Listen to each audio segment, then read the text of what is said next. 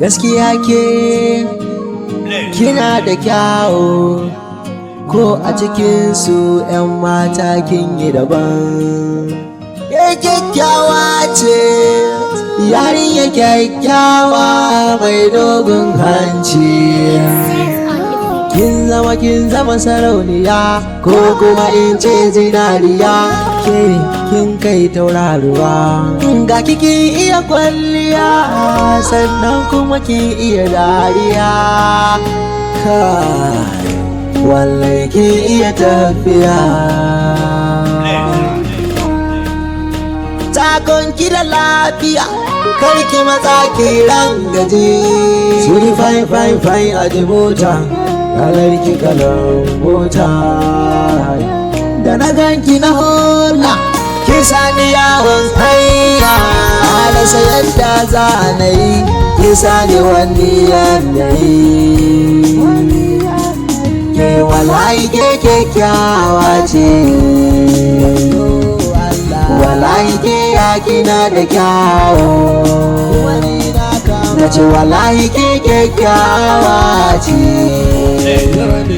kuma wallahi ke yakina da kyawo. Wani sako ne zan baki, dan Allah ki dube.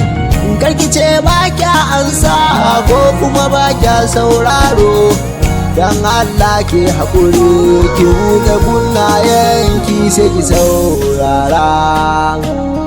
Assalamu alaiki 'yan mata,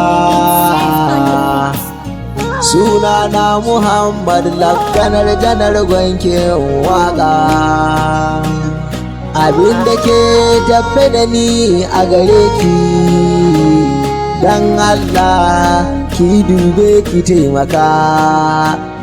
Ran da na ganki daga kallonki, sai kika mini sata, kika sace zuciya na dau alwashi.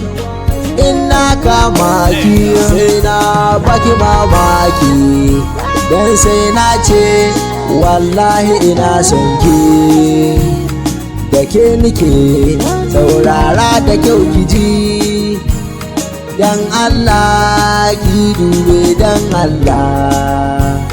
Da ke nike wallahi da ke nike, ina son ki.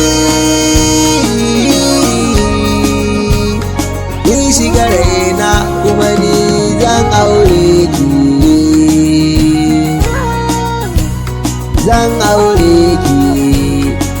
Ke wallahi ke kyakkyawa ce, wallahi ke yakina da kyawo. Na ce wallahi ke kyakkyawa ce, kuma wallahi ke yakina da kyawo. Laftanar Janar ne Gwankin waƙa,